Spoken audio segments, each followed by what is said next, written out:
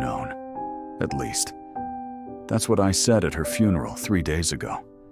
I grew up hearing that she was an example of resilience, a young widow who gave up everything to raise me alone in that big, silent house. But today, as I was packing up her clothes, I realized that the silence of that house was not peace. It was a scream smothered for 30 years. There was an iron rule in that house. At the end of the hallway, past the bathroom, there was a dark oak door that should never, under any circumstances, be opened. My mother used to say that was where she kept the memories of my father. It hurts too much to open that door, my son. Let the ashes rest. I, being the good son that I was, respected that. Until today. I was cleaning the living room shelf when the picture frame with my baptism photo slipped and fell. The glass shattered, and when I went to pick up the pieces, I noticed something stuck to the back of the paper. A small key, golden, worn by time. My fingers trembled. I knew exactly which lock that key opened.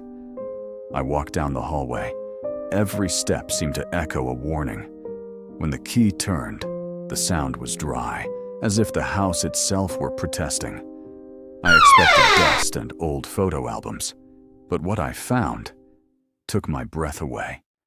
The room was immaculate. Walls painted a faded baby blue, a wooden crib at the center, and wind-up toys you haven't seen in decades. It wasn't a storage room for my father's memories. It was a child's bedroom.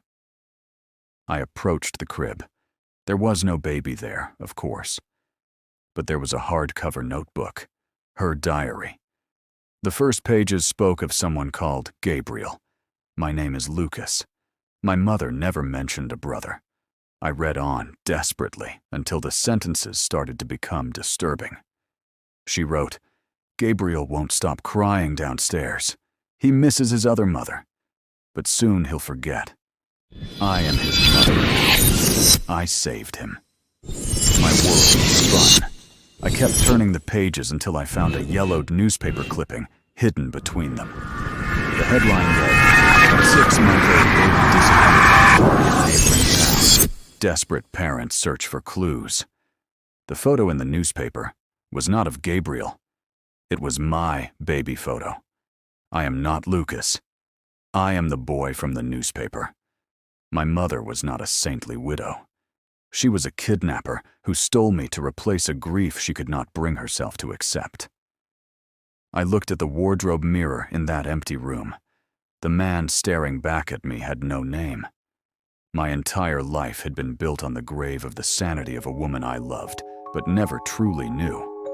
Now I'm here, sitting on the floor of this locked room, with my mother's death certificate in one hand and the clipping about my kidnapping in the other.